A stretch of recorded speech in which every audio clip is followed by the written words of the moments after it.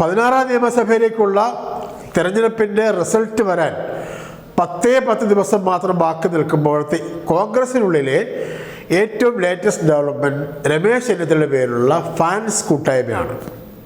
അതൊരു മോശം കാര്യമായി പറയുകയല്ല.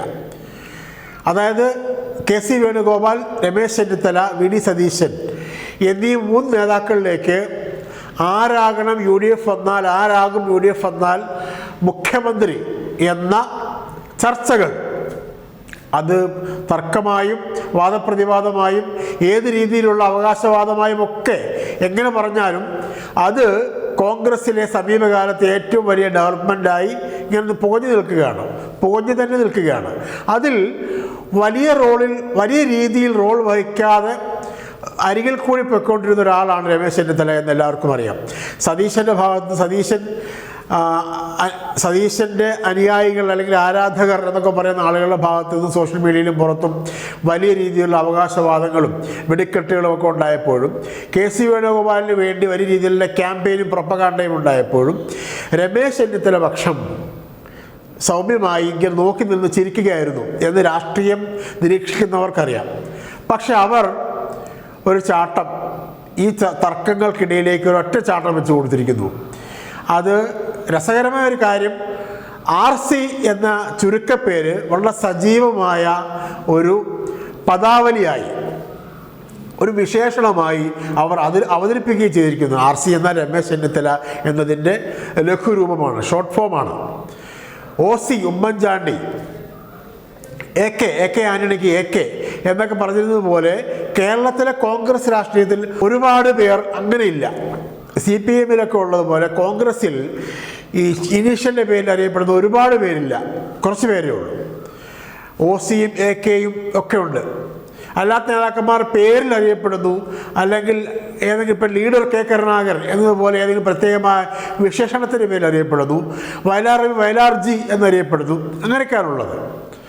പക്ഷേ RC എന്ന പേര് അതുകൊണ്ട് തന്നെ സവിശേഷമായ ഒരു ഇൻട്രൊഡക്ഷനായി മാറുകയാണ്. രമേശ് ചെന്നിത്തലയെ അവർ RC ആക്കിയിരിക്കുന്നു. RC ഫാൻസ് ഉണ്ടായിരിക്കുന്നു. സമീപകാലത്ത് പൊതുവെ വലതുപക്ഷ രാഷ്ട്രീയത്തിലെ ഒട്ടുമിക്ക ഇത്തരം സജീവ ഇടപെടലുകളും ആദ്യം ഉണ്ടാകുന്നത് സോഷ്യൽ മീഡിയയിലായതുകൊണ്ട് ഇതും സോഷ്യൽ മീഡിയയിലാണ് ലോഞ്ച് ചെയ്യപ്പെട്ടിരിക്കുന്നത്. സോഷ്യൽ മീഡിയയിൽ ഒരു RC മൂവ്മെൻറ്റ് ലോഞ്ച് ചെയ്യപ്പെട്ടിരിക്കുന്നു എന്നതാണ് രസം. ഈ RC മൂവ്മെൻറ്റിൻ്റെ ഏറ്റവും വലിയ പ്രത്യേകത, രമേശ് ചെന്നിത്തല എന്തുകൊണ്ട് കേരളത്തിൻ്റെ അടുത്ത മുഖ്യമന്ത്രി ആകണം, അതായത് UDF വന്നാൽ രമേശ് ചെന്നിത്തല എന്തുകൊണ്ട് മുഖ്യമന്ത്രി ആകണം എന്നതിന് എണ്ണി രമേശിൻ്റെ രാഷ്ട്രീയ പൈതൃകത്തിൻ്റെയും അവകാശങ്ങളുടെയും സ്വാഭാവികമായ കാര്യങ്ങൾ പറയുന്നു എന്നുള്ളതാണ്. അവകാശവാദങ്ങൾ ഒരുപാടില്ല, അതൊരു പ്രത്യേകതയാണ്. അതായത് രമേശ് ചെന്നിത്തല ഒരു 1000 പുസ്തകം വായിച്ചിട്ടുണ്ട്, എല്ലാ ദിവസവും രാവിലെ എഴുന്നേറ്റാൽ ആദ്യം പുസ്തകം വായിക്കുന്ന ആളാണ്, അങ്ങനെയുള്ള ഇല്ലാവചനങ്ങളൊന്നും അവർ പ്രചരിപ്പിക്കുന്നില്ല. അതൊരു പ്രത്യേകമായ കാര്യമാണ്. അല്ലെങ്കിൽ അതിമാനുഷ്യനായി അവതരിപ്പിക്കുന്നില്ല. കാരുണ്യത്തിൻ്റെയും സഹാനുഭൂതിയുടെയും ഏറ്റവും വലിയ വിശഹായി അവതരിപ്പിക്കുന്നില്ല. അതൊക്കെ പ്രത്യേകത തന്നെയാണ്.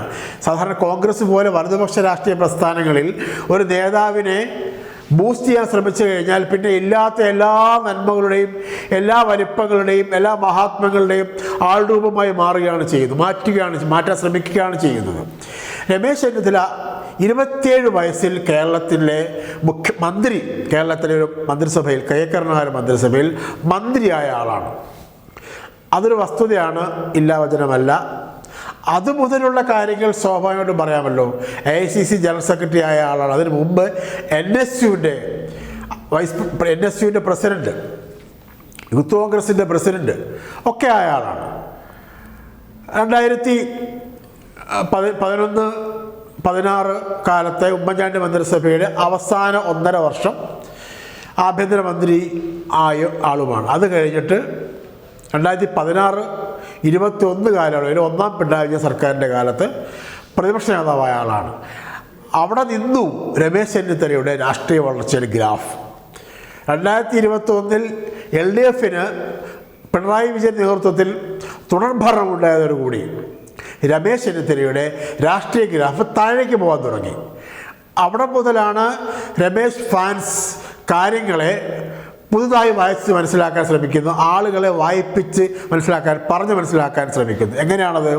അതായത് 2021 പിണറായി വിജയൻ സർക്കാരിന് തുടർഭരണം ഉണ്ടാകുമ്പോൾ രമേശ് ചെന്നിത്തല പ്രതിപക്ഷ നേതാവായിരുന്നെങ്കിലും UDF കോൺഗ്രസിൻ്റെ ക്യാമ്പയിൻ കമ്മിറ്റിയുടെ ചെയർമാനായിരുന്നു ഉമ്മൻചാണ്ടിയായിരുന്നു. ഇലക്ഷൻ 2 ആഴ്ച മുമ്പാണ് കോൺഗ്രസ് ഹൈക്കമാൻഡ് പ്രതിപക്ഷ നേതാവ് രമേശ് ചെന്നിത്തലയിൽ വ്യത്യസ്തമായി മുൻ മുഖ്യമന്ത്രി ഉമ്മൻചാണ്ടി ആ ചുമതല ഏൽപ്പിച്ചത്. അന്നത്തെ KPCC പ്രസിഡന്റ് മുല്ലപ്പള്ളി രാമചന്ദ്രനായിരുന്നു. ഇലക്ഷൻ കഴിഞ്ഞ് UDF ദയനീയ പതനമുണ്ടായപ്പോൾ, LDF തുടർഭരണമുണ്ടായപ്പോൾ ഹൈക്കമാൻഡ് എന്ത് ചെയ്തു? KPCC പ്രസിഡന്റിനെയും പ്രതിപക്ഷ നേതാവിനെയും മാറ്റി. അതായത് സുധാകരൻ മുല്ലപ്പള്ളി രാമചന്ദ്രന് പകരം വരുന്നു, VD സതീശൻ രമേശ് ചെന്നിത്തലയ്ക്ക് പകരം വരുന്നു. രമേശ് ചെന്നിത്തലയ്ക്കും മുല്ലപ്പള്ളി രാമചന്ദ്രനും ഒരു ടേം കൂടി കൊടുത്തില്ല.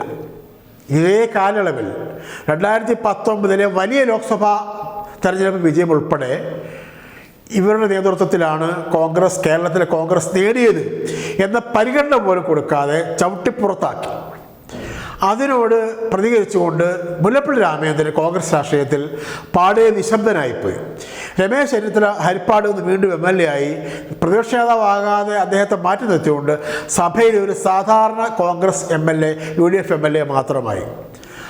അവിടെ മുതൽ യഥാർത്ഥത്തിൽ രമേശ് ചെന്നിത്തല നിശബ്ദനാവുകയോ നിരാശനാവുകയോ ചെയ്യേണ്ടതാണ്.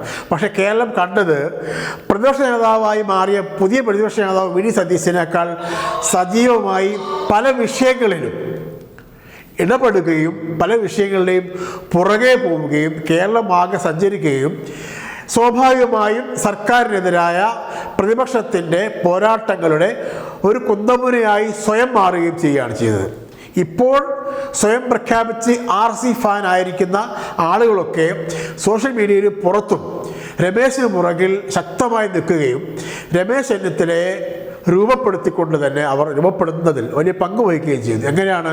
ഇപ്പോൾ RC ഫാൻ എന്ന് പറയാൻ ധൈര്യപ്പെടുന്ന രീതിയിൽ കഴിഞ്ഞ 5 വർഷവും അവർ രമേശ് ചെന്നിത്തലയുടെ പുറകിൽ അദ്ദേഹത്തിൻ്റെ ഇത്തരം ഇടപെടലുകളുടെ പുറകെ നിന്നു, കട്ടക്ക് നിന്നു എന്ന് പറയുമല്ലോ, അങ്ങനെ നിന്നു. അതുകൊണ്ടാണ് രമേശ് ചെന്നിത്തലയ്ക്ക് ഇപ്പോൾ ഒരു RC ഫാൻ എന്ന് പറയുമ്പോൾ ലജ്ജ കൂടാതെ തലയുയർത്തി നിൽക്കാൻ കഴിയുന്നത്.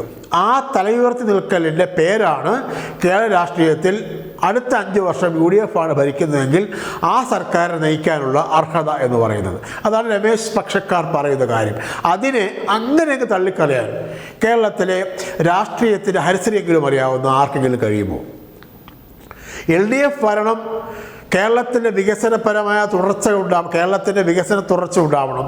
പിണറായി വിജയൻ സർക്കാരിൻ്റെ വികസനപരമായ നടപടികൾക്ക് ജനക്ഷേമകരമായ ഒരുപാട് കാര്യങ്ങൾ തുടർച്ച ഉണ്ടാവണം എന്നാഗ്രഹിക്കുന്നവർക്ക് പോലും UDF ആണ് വരുന്നതെങ്കിൽ രമേശ് ചെന്നിത്തല ആകണം മുഖ്യമന്ത്രി എന്ന ഒരു സ്വാഭാവിക സാധ്യതയെ അംഗീകരിക്കാതിരിക്കാൻ കഴിയുമോ? ഇല്ല എന്നതാണ് ഇപ്പോഴത്തെ ഒരു വലിയ ഡെവലപ്മെൻറ്റായി മാറിക്കൊണ്ടിരിക്കുന്നത്.